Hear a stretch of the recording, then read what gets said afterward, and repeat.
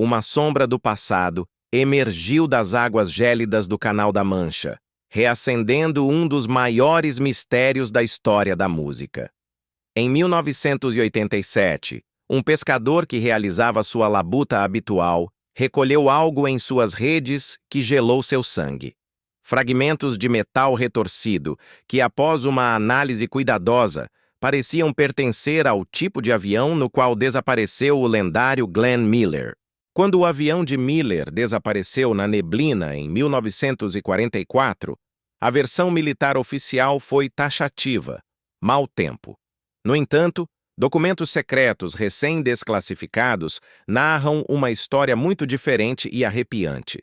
Os relatórios revelam que o piloto tentou dar meia volta desesperadamente em 3 ocasiões.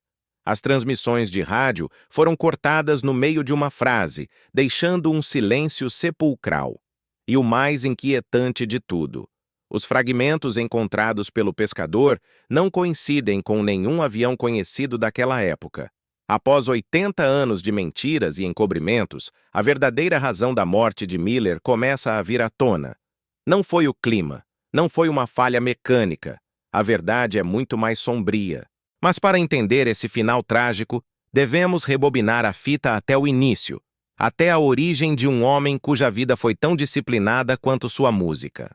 Glenn Miller chegou a este mundo em 1º de março de 1904, em Clarinda, Iowa, um lugar onde a vida passava lentamente e o dinheiro nunca parecia suficiente. Seus pais, Matillo e Louis Miller, o criaram em um lar metodista rigoroso, uma casa onde reinava o silêncio e quase não havia música. Contudo, algo dentro da alma do menino se inclinava para o som. Aos 10 anos, seu pai lhe presenteou com um bandolim. Mas o jovem Glenn, pragmático desde criança, queria algo que pudesse transportar facilmente durante as constantes mudanças de sua família pelos povoados rurais. Então, tomou uma decisão que mudaria seu destino. Trocou o bandolim por uma velha corneta. Em 1915, depois que a família criou raízes no Missouri, essa escolha simples começou a moldar tudo.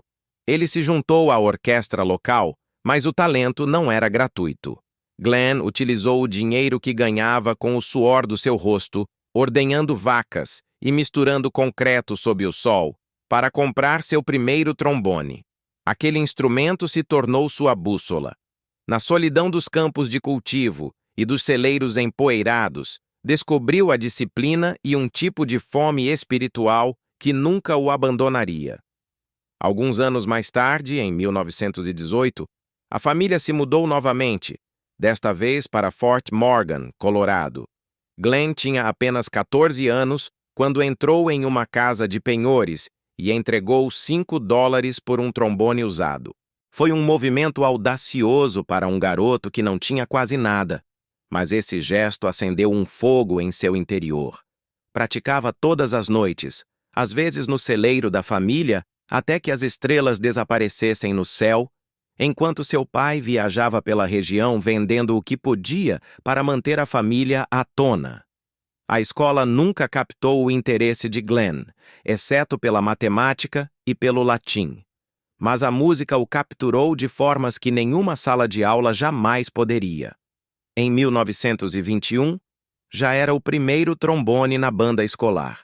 Quando chegou o dia da formatura, tomou uma decisão que definiu seu caráter. Pulou a cerimônia sem hesitar e se juntou à banda Wolverine de Boyd Center em Denver. Ganhava $15 por semana tocando em salões cheios de fumaça e barulho. Não era uma vida glamourosa, mas lhe mostrou como era a vida real de um músico, e ele não virou as costas para ela. Ele se entregou a ela. Em janeiro de 1923, Glenn se matriculou na Universidade do Colorado. Juntou-se à fraternidade Sigma Nu e tentou seguir o caminho esperado rumo à engenharia civil. Mas enquanto seus colegas de classe estudavam minerais e fórmulas complexas, Glenn se sentava na ópera de Boulder, tocando em concertos para ganhar um dinheiro extra. Suas notas despencaram, mas seu desejo pela música se manteve firme, E em março de 1924, quando recebeu uma oferta da banda do Clube La Croma de Orville Bond em Denver por $125 por mês, ele aceitou. Seus pais ficaram atônitos. Para eles, a música era um passatempo, não uma carreira respeitável. Glenn vendeu seu trombone universitário para pagar a passagem e se afastou da universidade após apenas um semestre. Essa escolha, que parecia imprudente e temerária naquele momento, tornou-se o instante em que sua ascensão verdadeiramente começou. Em 1926, juntou-se à orquestra de Ben Pollack em Los Angeles, dividindo quartos baratos e sonhos grandes com músicos que depois se tornariam gigantes. Durante um tempo, Glenn cuidou da maioria dos solos de trombone, até que Jack Teagarden se juntou a eles em 1928. A chegada de Teagarden mudou a formação e empurrou Glenn para os arranjos musicais. A rejeição tem uma forma curiosa de forçar as pessoas a novos caminhos, e Glenn descobriu algo importante. Tinha um talento único para dar forma a um som que outros não haviam escutado antes. Durante os anos sombrios da Grande Depressão, arranjou músicas para lendas como Red Nichols, os irmãos Dorsey, Benny Goodman e Ray Noble. Aprendeu a batida oculta do jazz, não dos palcos brilhantes, mas do papel, da tinta e das longas noites de trabalho solitário. No caminho, tocou em inumeráveis bares clandestinos da era da lei seca, lugares cheios de fumaça e perigo onde brigas podiam estourar por nada mais que uma mudança de ritmo. Os contrabandistas lhe davam boas gorjetas, mas o caos sempre espreitava nos cantos da sala. Observar esse caos lhe ensinou algo vital. A música precisava de estrutura, precisava de precisão e precisava de um líder que entendesse tanto a beleza quanto o perigo dela. Nesses clubes ocultos, Glenn viu como a música podia unir a todos por um momento, sem importar quem fossem. Essas noites ajudaram a inspirar o som limpo e inconfundível que mais tarde ressoaria em canções eternas como Moonlight Serenade e In the Mood. Em 1928, Glenn chegou à cidade de Nova York aos 24 anos, com sonhos enormes e quase sem dinheiro nos bolsos. Passou meses dormindo nos sofás dos amigos e fazendo audições para mais de 50 bandas sem sucesso. Fez arranjos fantasmas para programas de rádio como The Great White Way por apenas $20 por semana. Muitas noites caminhou quilômetros através da imensa cidade porque não podia pagar uma passagem de metrô. Mais tarde confessou que sentia que estava por um fio. Dormia em bancos de parque às vezes, escrevia seus arranjos musicais à luz de velas para economizar eletricidade, esperando seu momento, sem saber que o destino lhe reservava tanto a glória eterna quanto um final misterioso nas águas escuras do canal. Na impiedosa selva de pedra que era Nova York no final dos anos 20, a vida de Glenn Miller se reduzia ao essencial. Toda a sua existência cabia dentro de uma única e gasta mala. No entanto, sua vontade pesava mais que qualquer bagagem. Recusou-se terminantemente a parar. E lentamente, trabalho após trabalho, os músicos da cidade começaram a notar sua presença. Em 1929, a cidade que quase o havia engolido inteiro tornou-se a pedra de afiar que aperfeiçoou seu talento, conseguindo trabalhos estáveis em sessões de rádio e bandas de estúdio. Foi em meio a essa tempestade de incertezas que o amor encontrou uma brecha. Em 6 de outubro de 1928, Glenn se casou com Helen Burger em uma cerimônia discreta na pequena igreja da esquina. Não houve luxos, nem arroz, nem lua de mel. A realidade do músico não permitia pausas. No dia seguinte, Glenn deixou sua esposa para se juntar à banda de Smith Ballou, em uma turnê que cruzava o país. A estrada era dura e solitária, e Glenn buscava consolo no tabaco. Fumava compulsivamente, quase 3 maços por dia. Em 1930, o hábito começou a cobrar seu preço. Seus companheiros de banda notavam a tosse seca e as pausas para recuperar o fôlego durante os ensaios. Os médicos o advertiram, mas Glenn, com essa obstinação típica de quem cresceu na escassez, dizia que os cigarros eram a única coisa que o mantinha acordado durante as longas noites na estrada. O dinheiro escasseava. As contas médicas se acumulavam. Pagar o aluguel era uma luta mensal. E ainda assim, seguiu avançando com a mesma determinação inabalável que havia mostrado desde sua infância nas fazendas. Em 1934, conseguiu trabalho como arranjador para a orquestra dos irmãos Dorsey. Lá, seu gênio começou a brilhar com uma técnica revolucionária: dobrar o baixo com as palhetas, misturando clarinetes com saxofones. Isso mudou completamente a textura do seu som e elevou a popularidade da banda. Mas o gênio frequentemente colide com o ego. Tommy Dorsey, conhecido por seu temperamento vulcânico, entrava em atrito frequentemente com Glenn. A tensão explodiu durante uma apresentação em Chicago. Uma disputa sobre quem deveria ter o crédito de um solo se transformou em uma briga de socos. Após esse incidente, Glenn foi embora para sempre. A ruptura lhe custou caro financeiramente, mas libertou seu espírito criativo. Ironicamente, Tommy usaria mais tarde o som de Glenn para uma banda rival, o que enfureceu Miller, mas seu trabalho falava tão alto que continuava sendo um arranjador muito requisitado. Em 1935, Glenn dirigiu a banda americana de Ray Noble por um curto período. Tiveram lampejos de sucesso, especialmente com arranjos magistrais como Cherokee. Mas a má gestão esmagou seu impulso. Quando a banda colapsou, Glenn se encontrou com uma dívida de $2.000, uma soma que hoje equivaleria a mais de $40.000. Foi então que chegou ao fundo do poço. Teve que penhorar seu trombone, sua alma de metal, para pagar o aluguel. Aquele momento foi uma ferida profunda. Mais tarde confessou que se sentiu no abismo. Mas para sair do buraco, aceitou qualquer trabalho de arranjos que pôde encontrar, até que finalmente limpou suas dívidas em 1937. Aquele trecho doloroso o empurrou para uma única conclusão. Se queria estabilidade, precisava ser dono do seu destino. Precisava de sua própria banda. Ao longo de 1936, Glenn trabalhou como freelancer para a rádio NBC, escrevendo discretamente partituras para Paul Whiteman, que dispararam nas paradas da Billboard. Mas a indústria tinha seus próprios muros invisíveis. A segregação racial moldava tudo. As bandas integradas eram bloqueadas dos grandes espetáculos e a muitos músicos negros eram negadas oportunidades por guardiões brancos. Glenn, em silêncio mas com firmeza, empurrou contra essa barreira. Contratou músicos negros para sessões sempre que possível e apoiou grupos mistos nos bastidores. Raramente falava publicamente sobre isso, mas suas ações ajudaram a mover a agulha em direção à mudança, mesmo quando os riscos eram reais. Em 1937, Glenn formou sua primeira orquestra e assinou com a Brunswick Records. Reservou o salão de baile Mecca em Milwaukee, esperando sua grande oportunidade. Em vez disso, encontrou o fracasso. A banda colapsou em 6 meses. Vozes fracas, reservas ruins, conflitos intermináveis com os locais e dívidas crescentes os destruíram.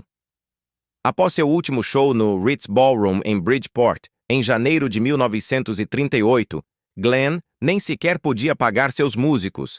Devia quase $10.000. Seu pai teve que intervir para ajudar a saldar algumas dívidas. Glenn sentiu-se esmagado. Desesperado, procurou Benny Goodman e lhe fez uma pergunta simples, mas carregada de angústia. O que você faz?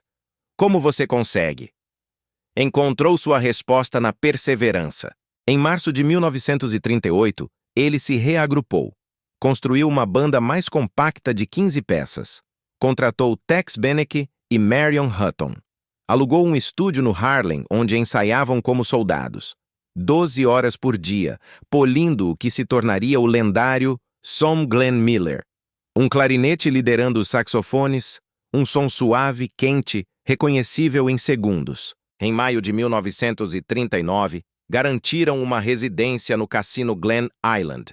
e as transmissões de rádio levaram sua música através do vasto país. De repente, todos queriam ouvir esse novo som. Sua estreia no salão de baile Meadowbrook, em 25 de abril de 1939, não foi fácil no início. A multidão vaiou os arranjos desconhecidos, mas quando Moonlight Serenade se tornou seu tema, o vento mudou. A assistência triplicou quase da noite para o dia. Pouco depois, enquanto percorriam o meio-oeste, em um ônibus caindo aos pedaços durante o inverno brutal de 1939, a banda enfrentou exaustão e baixa moral. Então, em Pittsburgh, aconteceu algo selvagem. Os fãs invadiram o palco exigindo bis. Foi um caos, foi emocionante e provou que a banda havia chegado ao topo. Mais tarde naquele ano, a RCA Victor assinou com Glenn um acordo lucrativo, pagando-lhe $1.500 por disco de 78 RPM, mais uma porcentagem dos lucros. Em 1º de agosto de 1939, gravou In the Mood. Os executivos queriam adicionar letra. Ele queria a música pura.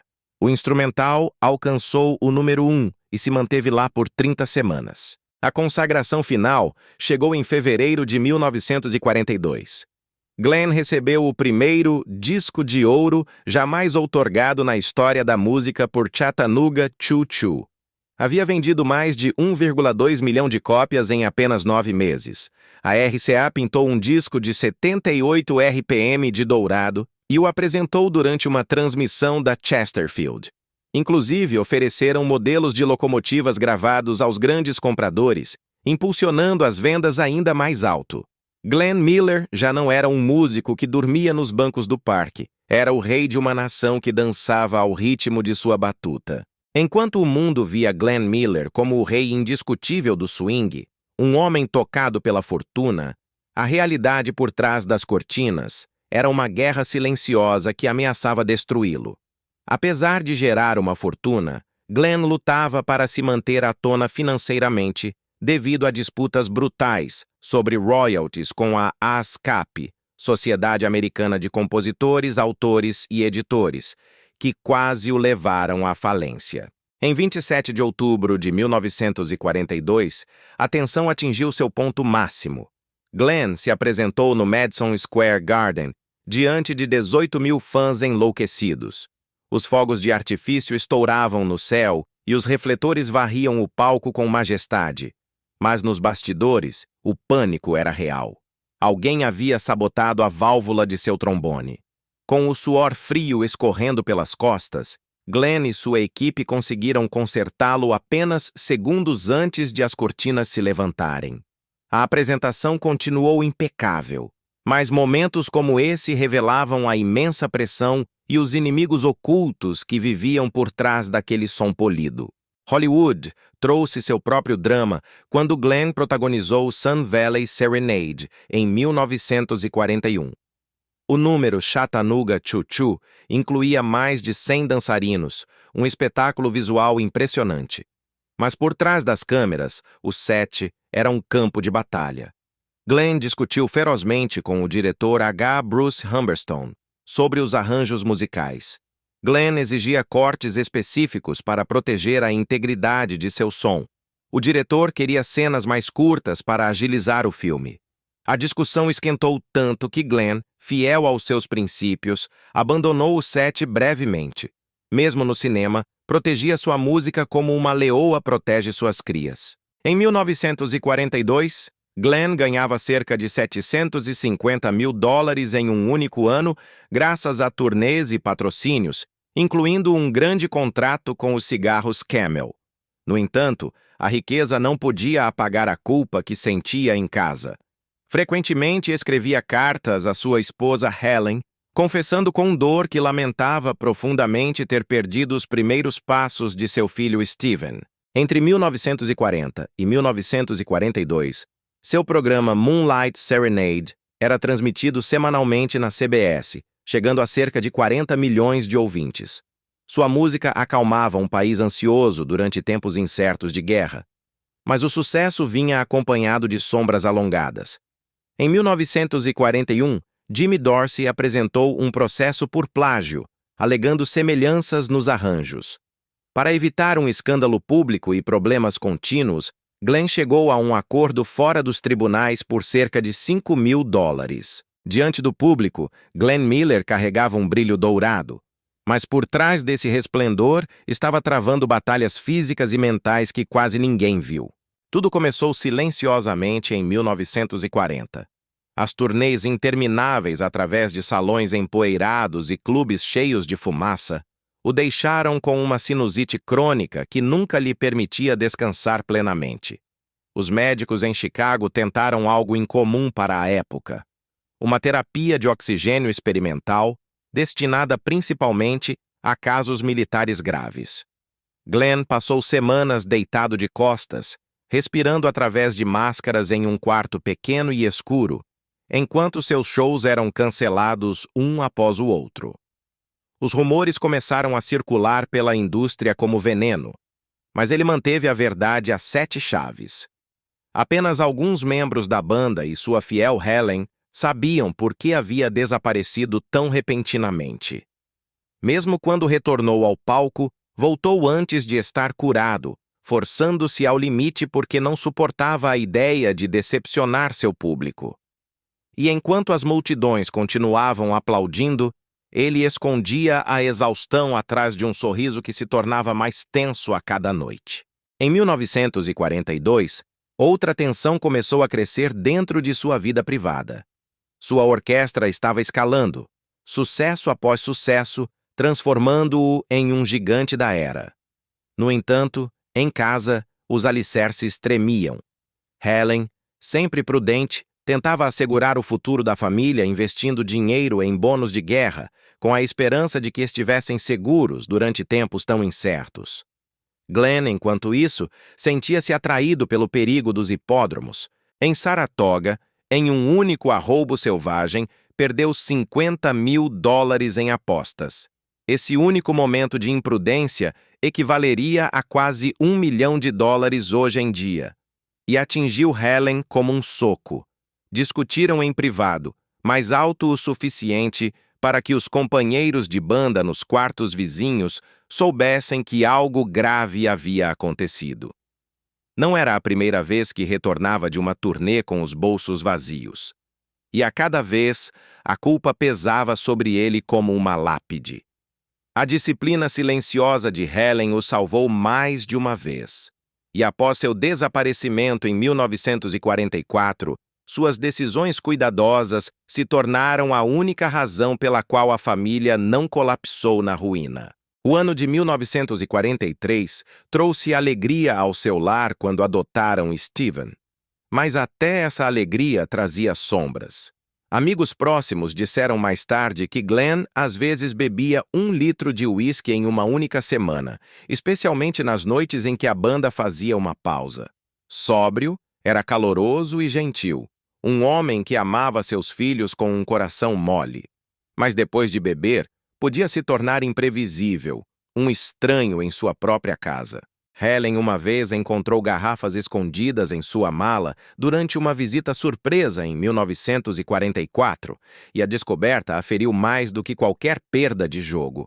Tentou tudo o que lhe ocorreu para ajudá-lo. Pedir a amigos que o vigiassem, tentar pequenas intervenções esperando que ele se recuperasse. Mas o hábito continuava voltando e pesava muito na casa, mesmo enquanto a imprensa o pintava como um homem de família devoto e perfeito. Mais tarde naquele mesmo ano, os Miller adotaram Johnny D. e celebraram com um tranquilo piquenique no quintal, longe dos repórteres. No entanto, mesmo durante aquele doce momento, Glenn carregava um nó de culpa na garganta. Na estrada, escreveu que sentia que estava construindo um império enquanto perdia a infância de seus filhos. Sabia que Helen os estava criando, na maior parte, sozinha. A vida de turnê o afastava cada vez mais. Os rumores também flutuavam ao redor da banda. Sussurros sobre Glenn e admiradoras durante os longos trechos na estrada. Nada disso foi provado, mas até os sussurros aumentavam a pressão. Em suas cartas, soava dilacerado. Era um homem tentando equilibrar a ambição com o amor, o sucesso com o medo, os aplausos com o arrependimento. Suas palavras privadas mostravam mais verdade do que qualquer entrevista. Dentro da indústria, outro peso estranho o pressionava. Embora fosse um líder de banda protestante, a inveja e o preconceito não conheciam limites. Alguns promotores e críticos lançavam sussurros antissemitas maliciosos em direção à sua música e seu sucesso, adicionando outra camada de hostilidade a um mundo que já era bastante difícil de navegar. Enquanto a Segunda Guerra Mundial rasgava o mapa da Europa, Glenn Miller travava suas próprias guerras, algumas contra os preconceitos e outras contra seu próprio corpo. Em 1941, o racismo e a ignorância mostraram sua face mais feia. Um importante concerto foi cancelado abruptamente quando um promotor, destilando veneno, declarou que a banda de Miller soava judia demais. Era um insulto cruel e comum naquela época, dirigido a qualquer um que ousasse usar ritmos complexos ou aquele som de swing rico e comovente que desafiava as normas rígidas. Glenn ficou atônito e furioso, mas em vez de gritar ou brigar ruidosamente, escolheu um caminho mais digno e efetivo. Empurrou em silêncio. Começou a apoiar músicos talentosos que outros ignoravam por sua origem e exigiu contratos férreos que protegessem cada membro de sua equipe, sem importar quem fossem. Suas pequenas escolhas, feitas na sombra, ajudaram a remodelar o que significava a justiça em seu canto da indústria, embora a mancha do preconceito nunca tenha desaparecido completamente. Em 1943, seu corpo começou a enviar advertências muito mais agudas do que qualquer crítica. Após colapsar dramaticamente no Hollywood Bowl, recebeu um diagnóstico devastador. Tinha enfisema precoce, o resultado de 2 décadas fumando sem descanso. Os médicos foram claros. Devia parar imediatamente. Tentou e falhou mais de uma vez. O estresse da fama e da guerra o fazia buscar os cigarros uma e outra vez, às vezes acendendo um com a bituca do anterior durante os longos ensaios. No final de 1944, seus companheiros de banda notaram com preocupação que lhe faltava ar após movimentos simples. Seus amigos o recordavam testando adesivos, truques, qualquer coisa que pudesse encontrar para largar o vício, mas nada funcionava. Esse declínio físico foi mantido oculto do público. Apenas um punhado de pessoas sabia o quão rápido a luz do grande músico estava se apagando. Então chegou o momento que atordoou o mundo da música e demonstrou o verdadeiro caráter do homem. Em 7 de outubro de 1942, no auge absoluto de sua fama, quando o dinheiro fluía como água, Glenn Miller fez o impensável.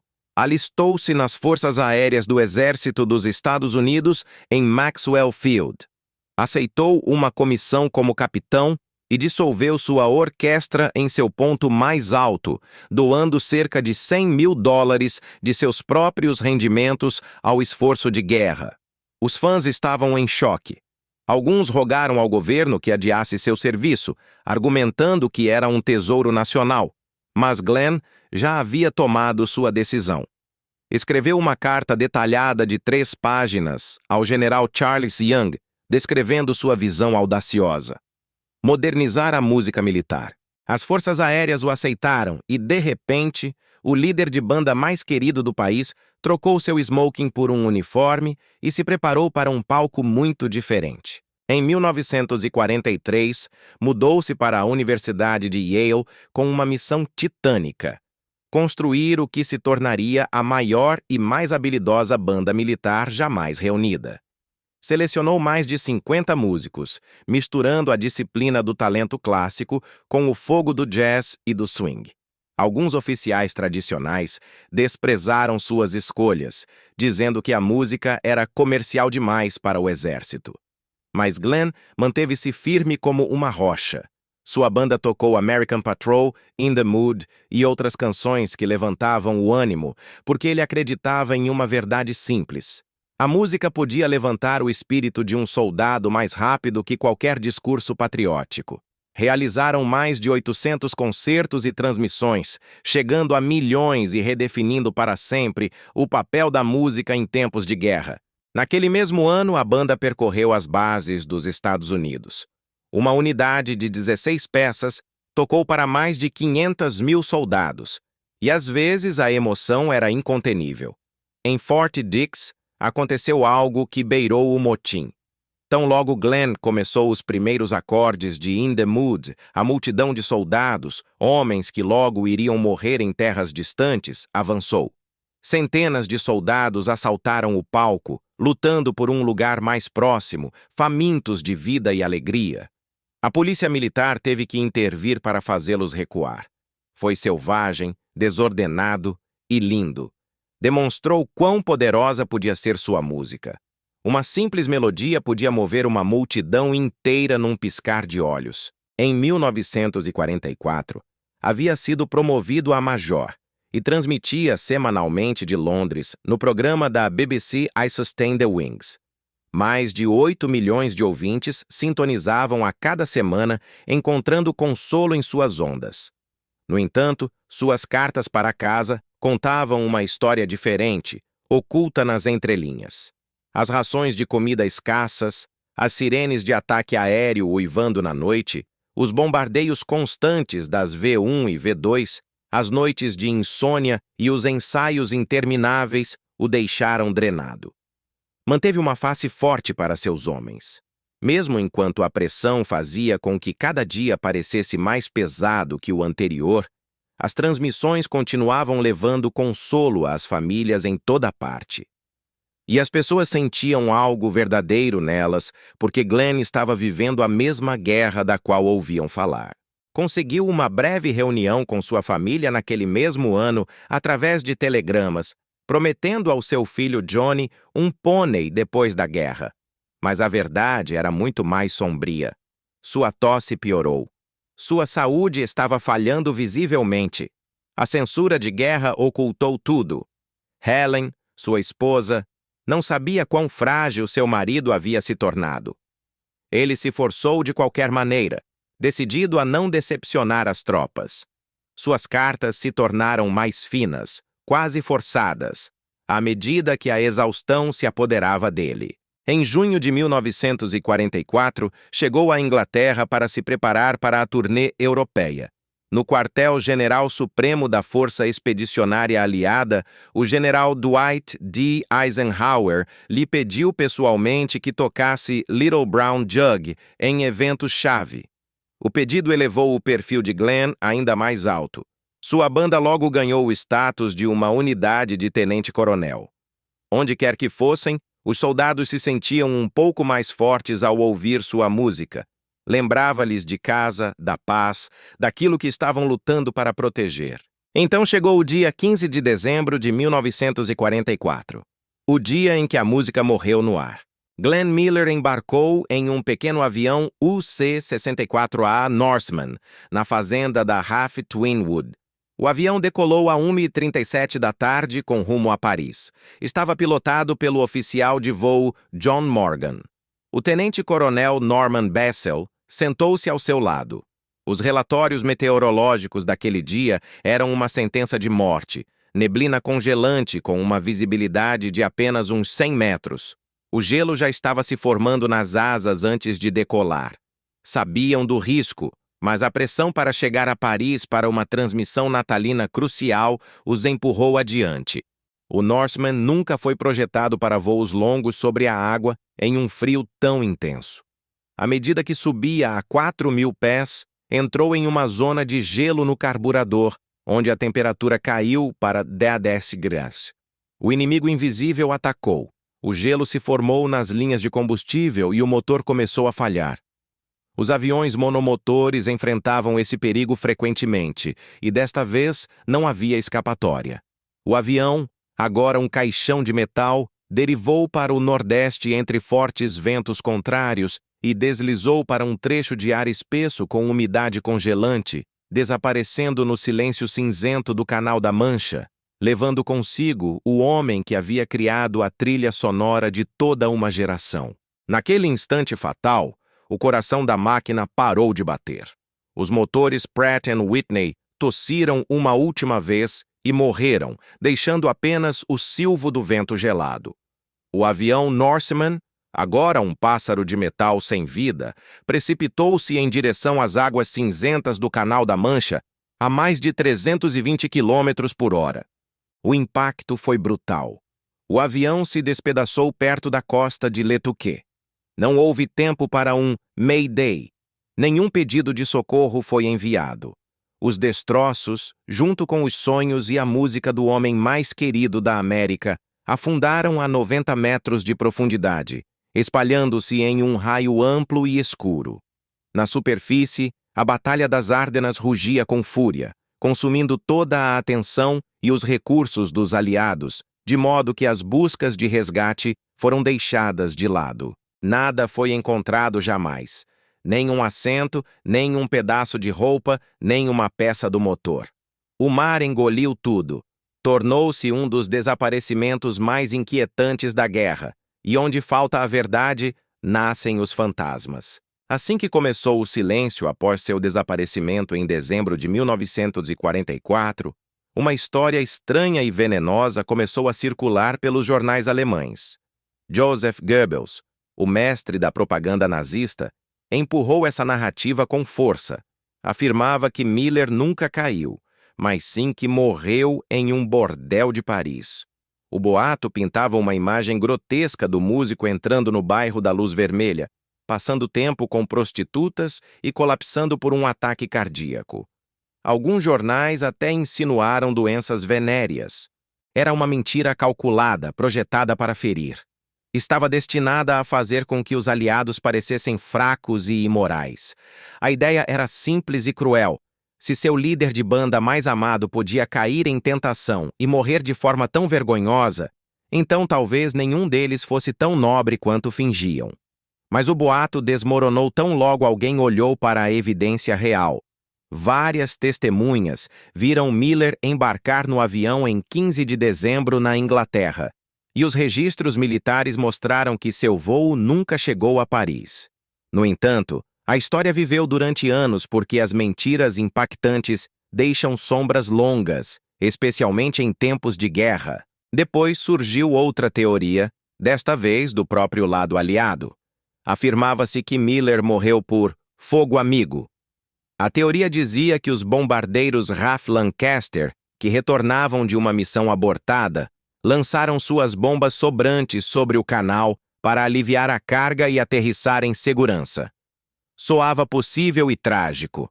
Uma frota de mais de 130 bombardeiros no céu e o pequeno Norseman de Miller deslizando logo abaixo deles no momento errado.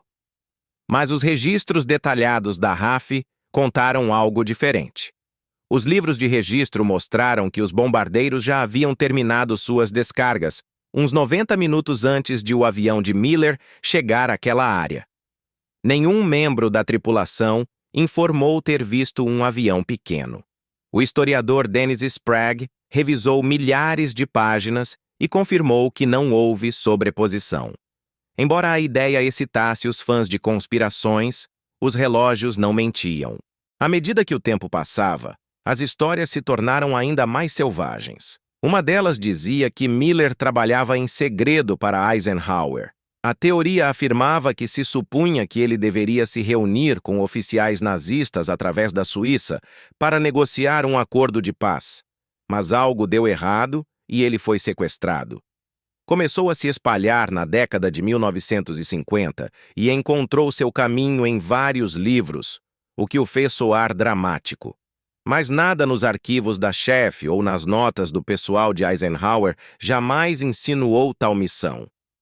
Toda a papelada apontava para um propósito simples e nobre.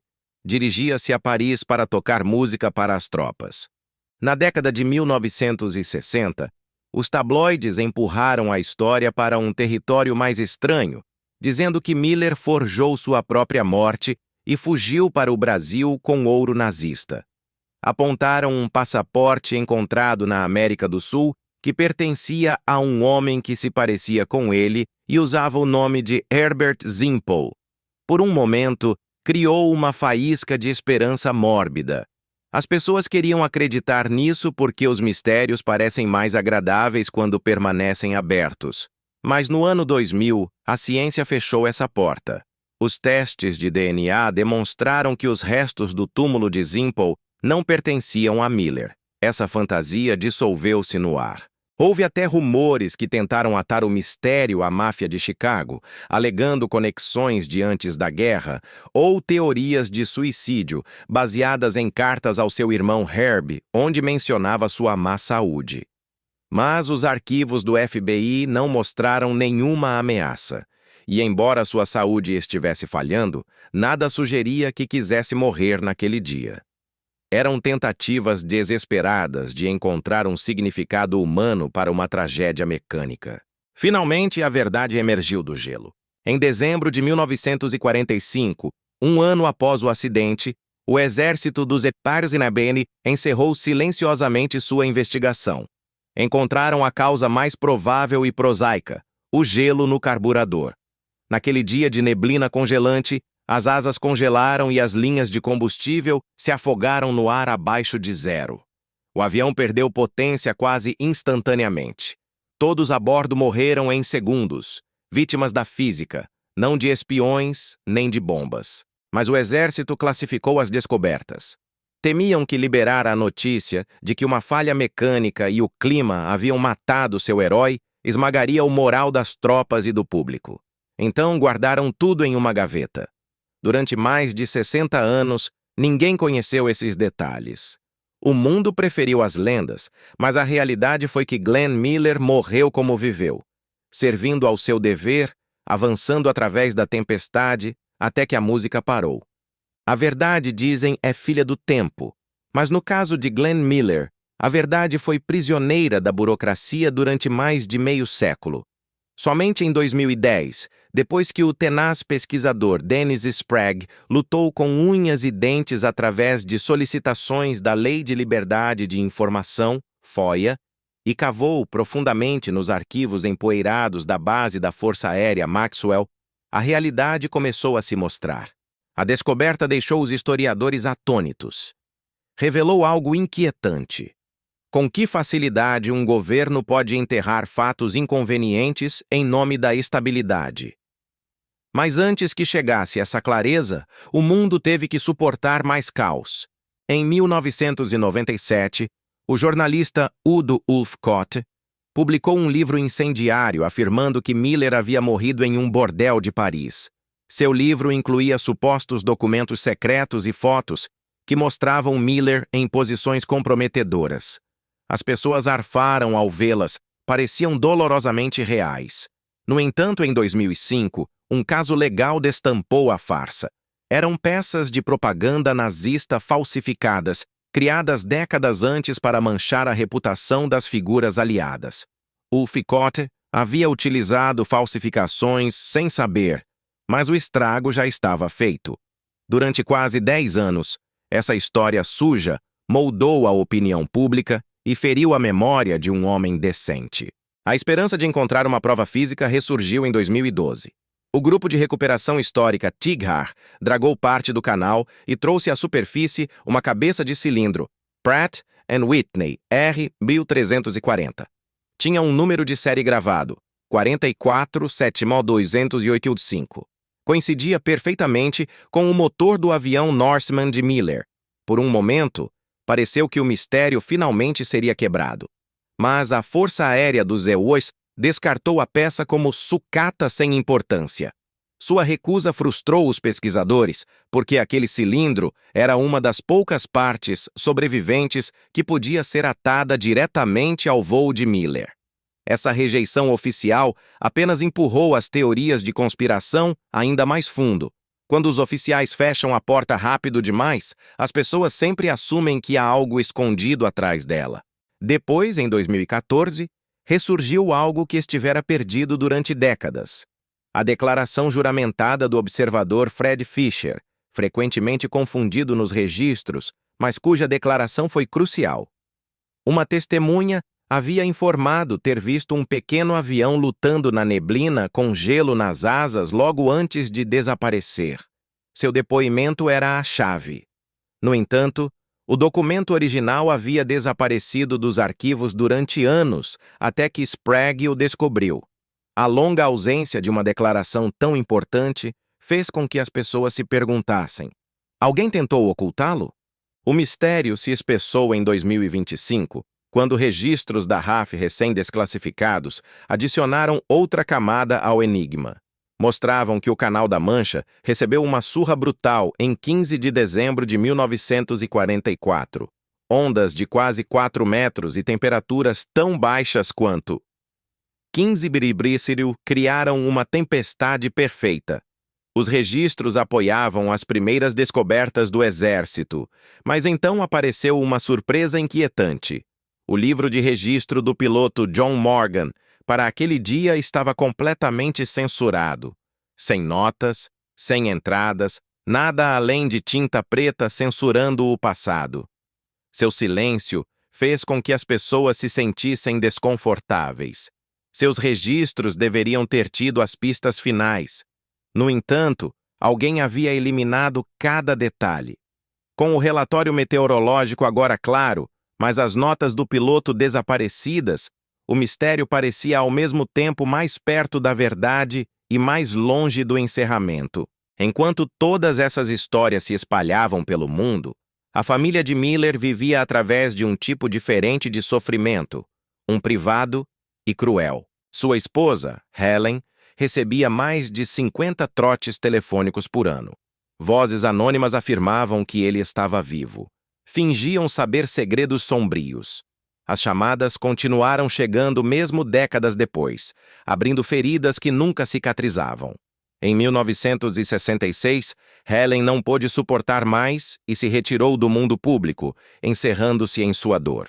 Seu filho Steven carregou essas feridas até a década de 1970, admitindo em terapia que as cartas e as chamadas o marcaram profundamente. Cada mentira parecia como voltar a abrir um velho corte com uma faca enferrujada. Mas além das conspirações e da dor, a tragédia central repousa na física brutal do que aconteceu às 2h15 da tarde de 15 de dezembro de 1944. Miller embarcou no Norseman para um voo curto da Inglaterra a Paris. A temperatura em terra era fria, mas 20 minutos ao norte e 30 minutos a leste, o ar era um freezer mortal. O gelo se acumulou silenciosamente no carburador e nas linhas de combustível. O motor engasgou, tossiu e morreu. Em uns 20 segundos de terror absoluto, o avião caiu quase 1.200 metros. O impacto contra a água foi como chocar contra o concreto. Matou a todos instantaneamente. Não houve fogo inimigo, não houve sabotagem, nada além do clima impiedoso e uma máquina vulnerável. Anos mais tarde, em 2018, um pescador aposentado, conhecido como Sr. Fisher, puxou um pedaço de tubulação de metal enquanto pescava a uns 24 quilômetros do local projetado do acidente. Os testes confirmaram que a liga pertencia especificamente a um Norseman. Coincidia com os detalhes de fabricação únicos daquele modelo. A descoberta deu peso à teoria de que o avião realmente assentou em algum lugar daquela parte escura do canal. No entanto, a maior parte dos destroços ainda jaz oculta sob águas profundas e correntes pesadas, guardando seu segredo. Finalmente, também havia o elemento humano por trás da tragédia, a culpa que persegue os vivos. Revelou-se que o tenente-coronel Norman Bessel pressionou para realizar o voo mesmo quando o piloto John Morgan o advertiu sobre o clima. Morgan queria esperar. Bessel, impulsionado por sua ambição e o desejo de acelerar o movimento da banda de Miller, insistiu que fossem. Miller até tentou obter uma aprovação de nível superior para viajar de outra forma, mas Bessel empurrou adiante de qualquer maneira. O exército descobriu mais tarde que suas ações tiveram um papel direto na criação da situação fatal. O próprio Morgan poderia ter sobrevivido ao choque inicial se tivesse sido um pouso suave na água, mas o UC-64A Norseman não foi construído para voar às cegas em céus congelados. Uma vez que o avião atingiu a água, a temperatura do canal era de cerca de 2 graus. Em água tão fria, até uma pessoa forte perde a consciência em minutos. A morte segue dentro de meia hora. Sem corpos recuperados, Não podemos saber o momento exato em que terminou cada vida, mas o frio torna a linha do tempo dolorosamente clara. O mar os tomou rapidamente, muito antes que alguém pudesse alcançá-los. E assim, a música parou, não com um grande finale, mas com o silêncio do gelo e da água, deixando o mundo se perguntando quais melodias se perderam para sempre no fundo do mar. Sempre no fundo do mar. Sempre no fundo do mar. Sempre no fundo do mar. Sempre no fundo do mar. Sempre no fundo do mar.